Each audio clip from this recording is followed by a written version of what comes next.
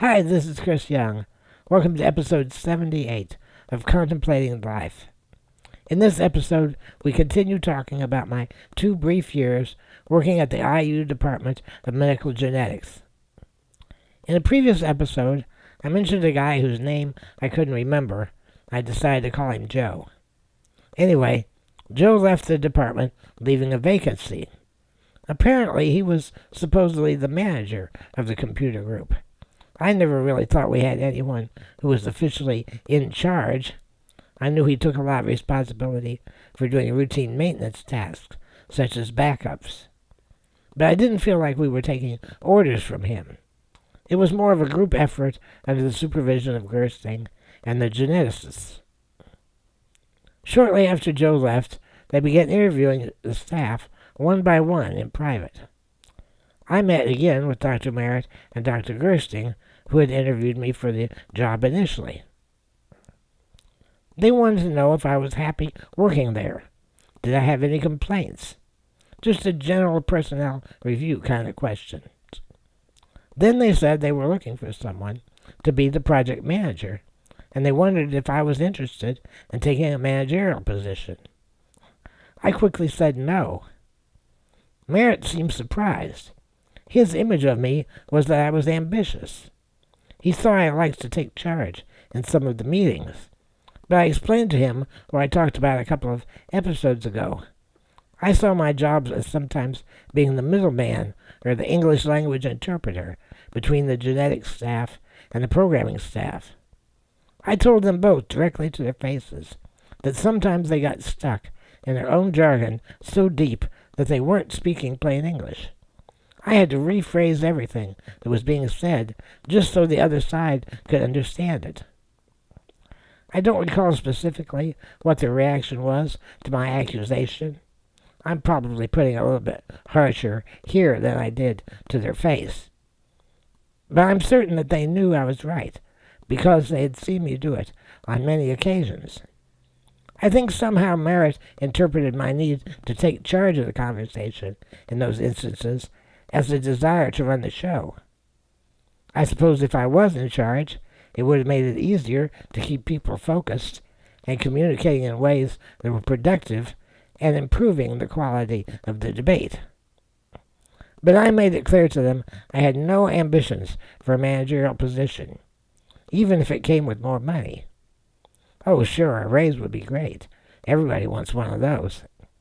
But I really would have been quite uncomfortable trying to supervise Dale and Linda, who had been working there much longer than me. And furthermore, I did not want the added headache of a managerial position. I didn't need that kind of pressure. A few weeks later, they hired a new guy to replace Joe. His name was Roy Buzdor. He was a short, chubby guy with a round face and a bushy mustache. He spent most of his time in his office, not interacting with the rest of us very much at first. When he did interact with us, he acted like he was running the place. At some point, one of us, I don't think it was me, asked him, "Who put you in charge?" He replied, "Dr. Merritt did. He hired me as the project manager." Nobody bothered to tell us. It was clear that he was Joe's replacement, but like I said, we never thought of Joe as being in charge. Maybe that was his official title. Anyway, it made things go a little easier between us and this goofy guy with a funny name who was suddenly in charge. We could focus our anger on Dr. Merritt and the other bosses for not telling us that they hired this guy to be in charge. And I was no fan of Merritt to begin with, so it was easy to blame it all on him. I think the other gals were more upset than I was. They had seniority, yet the bosses brought in a new stranger and put him in charge. And that makes me more certain that I would have gotten a lot of ill will if I'd been put in charge ahead of them. With this new perspective on what happened, and some time to get to know the guy, things warmed up a bit. It's always tough for the new guy to assimilate. Being thrust into a management position when no one knew that was your job had to be really rough for him. One day, someone in the lab was having a birthday, and somebody purchased a birthday card, and it was passed around for everyone to sign. Even if you didn't know the person personally, when it was their birthday, you signed the card and you went and ate a piece of cake. When I went to sign it, I could see that the new guy had already signed it with the nickname Buzz. B-U-Z. I asked him, "Do people call you Buzz?" He says, "Yeah." From that point forward, he was no longer Buzzdoor. He was Buzz. And for some strange reason, that made a difference. Buzzdoor was a goofy name for a goofy guy. Buzz was cool. A guy named Buzz walked on the moon. That was cool. Suddenly our new guy Buzz was cool too. By the way, this was more than a decade before the movie Toy Story and Buzz Lightyear, so that didn't figure into the equation. After that, very quickly, Buzz and I became good friends. We were both computer nerds, and we loved sci-fi and comics. And once we got to know each other, we hit it off great.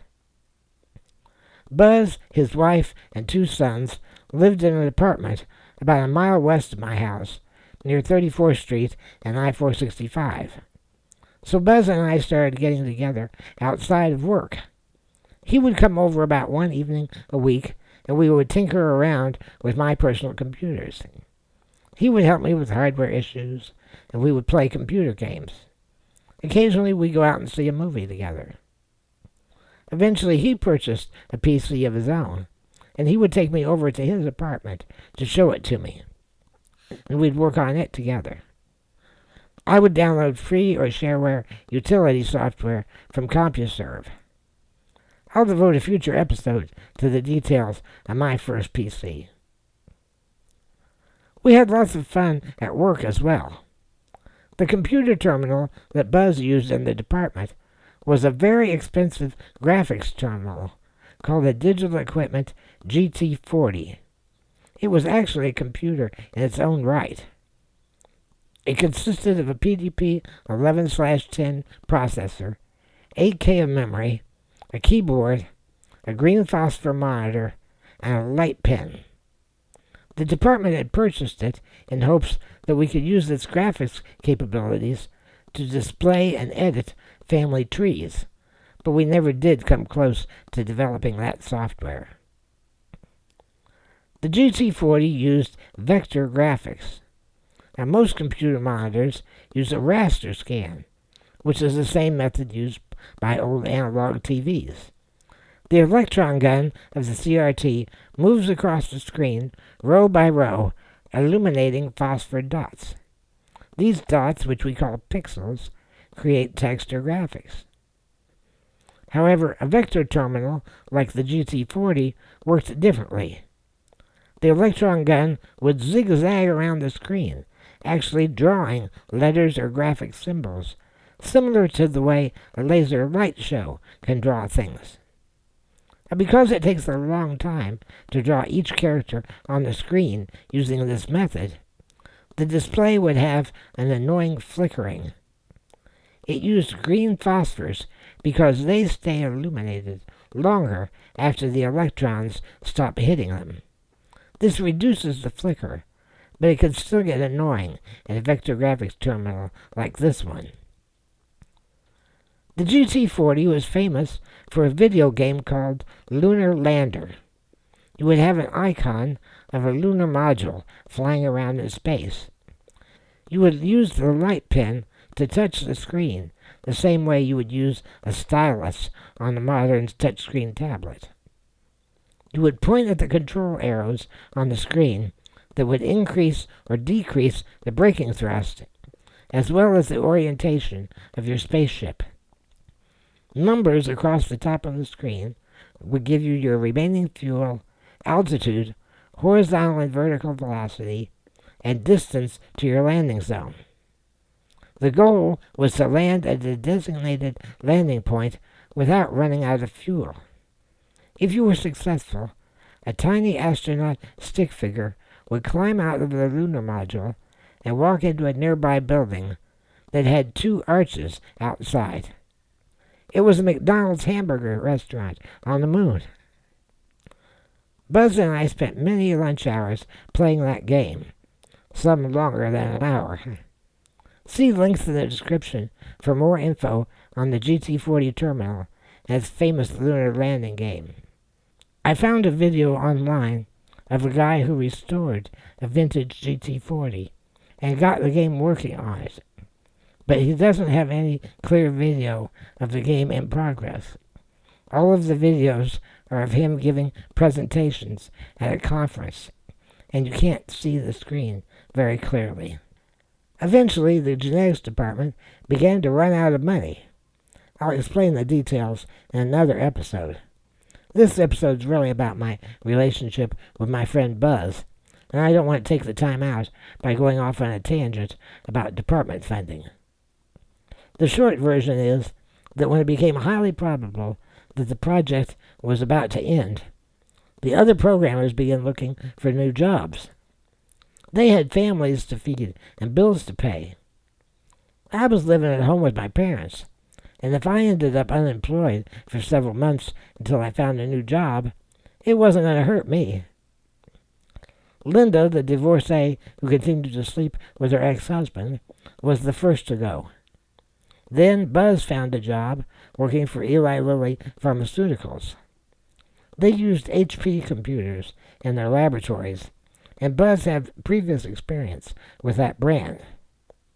Buzz had a master's degree in chemistry, so working in a genetics lab and then a pharmaceutical company was a natural choice for him. I was really going to miss him at work, but it didn't hurt our friendship at all because we were still getting together at least once a week outside of work. Dale was the next to leave, leaving me as the last programmer there. When people started leaving, we had a fixed amount of money remaining, so every time someone left, there was more money for the rest of us before it all ran out. I'm not sure how long I could have worked there on what was left when the other 3 people quit. I developed health problems and had to quit shortly after Dale left, and there'll be much more detail about my health condition and my departure from the department in future episodes. Even after I had to quit work, Buzz remained a very loyal friend. He was a devout Methodist. He had been raised in a very strict Baptist family. But when he went to college, he met people who were not as strict, but were still good Christian people. He realized that some of the things he was raised to believe were taboo really were not.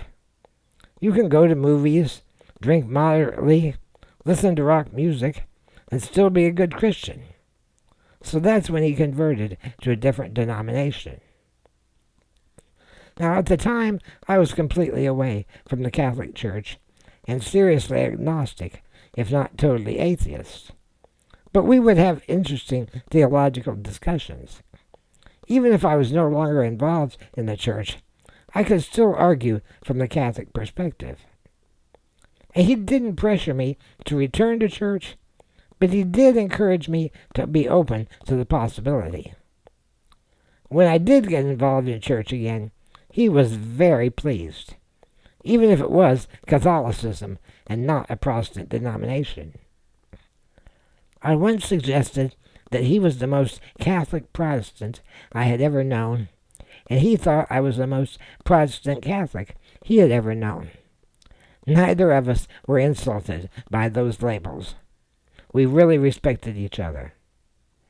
In one of our theological discussions, he talked about avoiding sin, and he taught me things that I later incorporated into my lessons when I taught religion at St. Gabriel. He said that it was improper to ask if something was or was not a sin. He said when you ask that question, it's because you want to know exactly where the line is so you don't cross it. But why do you need to know exactly where it is?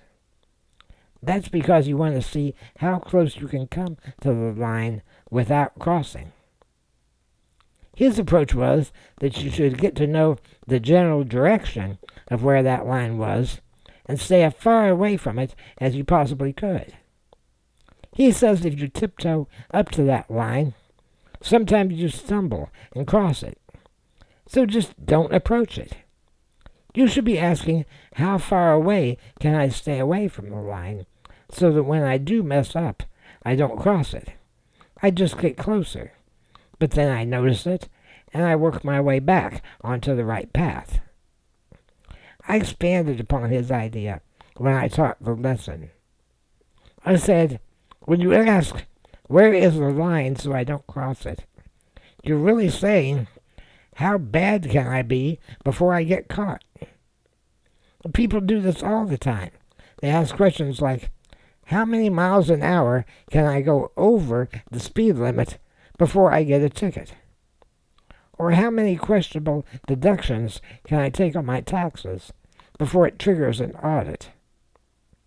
So instead of asking, where is the line so I don't cross it, you should say, how good can I be so that when I'm not at my best, I'm still plenty good? I used to give the following example. Suppose you're engaged to be married, and you have the following conversation with your future spouse. Darling, you know I love you very much. And they would say, I love you too. And I would never want to do anything to hurt our relationship. To which they'd reply, and I would never hurt you as well. And I'm in this for the long haul, and I never want to divorce you. Okay, I would hope not. So tell me, dear, what is the minimum I must do to keep you from ever wanting to divorce me, so I know that I will never go below that minimum? At that point, your fiancé is probably going to cancel the wedding. If you're concerned with only doing the minimum to avoid divorce, then you're not very serious about having a good relationship. Yet, when you ask, is this a sin or isn't it? That's exactly what you're doing in your relationship with God. You're asking, what is the minimum I have to do to avoid going to hell? Buzz taught me that lesson, and it's lived on in my teaching for decades. While Buzz was working at Eli Lilly, he picked up some side programming jobs working for a local blood lab. They wouldn't hire him on his own, but they agreed if he worked for a software firm that they could invoice as a company, then they could hire him as an independent contractor. I had my own one-man computer consulting company at the time, so I agreed to consider him my employee. I would bill the lab for his work, take a small percent off the top, and pay him the rest. Buzz was also a great help when I developed computer software for my disabled friend Christopher Lee. In the YouTube version of this episode, you can see photos of Buzz and me working with my friend Christopher. One day, Buzz accompanied me to St. Gabriel because I needed to rewire the keyboard on their PC so that I could operate the shift and control buttons. I was typing with a stick in those days, so I had to have buttons on the end of a wire that I could hold in my left hand to hold down these modifier keys while I would type with the stick in my right hand. Note, we only needed shift and control. In those days, there was no alt key. I remember Father Paul asking Buzz what kind of degree he had, hoping it had something to do with computers or electronics. When Buzz said his degree was in chemistry, Father got a really weird look on his face. I told him, don't worry, we both know what we're doing. By the way, I wasn't the only person who ended up using those extra buttons. A former associate pastor named Father Bob Klein had a stroke at a young age and lost much of the use of the left side of his body.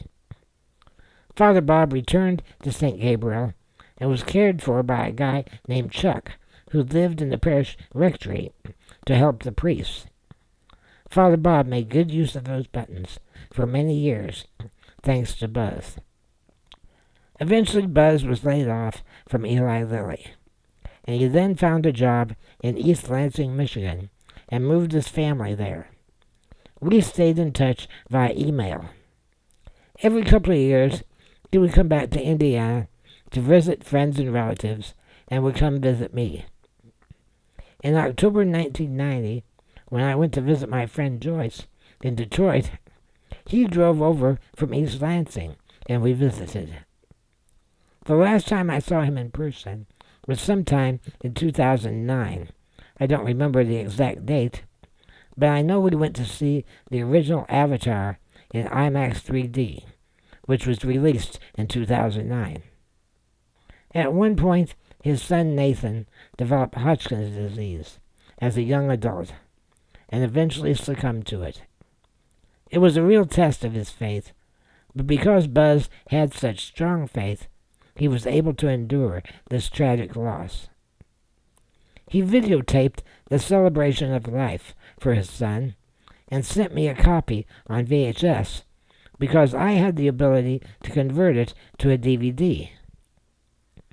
His son Nathan also went by the nickname Buzz, and it was eerie to hear his friends eulogize their late friend Buzz. My friend Buzz later developed serious health problems and eventually had to quit work. In late March 2020, I had not heard from him for a couple of months. I emailed his wife and learned that he had succumbed a few weeks prior. Buzz once told me that he looked forward to the day when we would meet in heaven, and we could walk up to each other and give each other a big hug. I told him that I thought in heaven I would still be in a wheelchair, because this disability is so much a part of my life. The thing that would be different in heaven was that it wouldn't matter that I was in a wheelchair. I told him that he and other friends and family already treated me in such a way that the wheelchair didn't matter, and that made it like heaven on earth. He presumed, as did I, that he would outlive me, given my fragile health. Now I'm the one who will have to wait for the day when we can be reunited in the next life. And I'll get to tell him, "I told you so," when I roll up to him in my heavenly wheelchair. Until then, my friend Buzz, rest in peace. In our next episode, we'll discuss my remaining work at the department and the circumstances under which I eventually left for health reasons. If you find the podcast educational, entertaining, enlightening, or even inspiring, please consider sponsoring me on Patreon for just $5 per month. You'll get early access to the podcast and other exclusive content. Although my finances are a mess, I'm not in this for the money, but every bit helps. As always, my deepest thanks to my financial supporters. I can't express what that means to me. Even if you cannot provide financial support, post a link and share the podcast on social media so I can grow my audience. I just want more people to hear my stories. All the back episodes are available, so check those out. And leave a comment or a question. Let me know what you think of the podcast. I'll see you next time as we continue contemplating life. Until then, fly safe, everyone.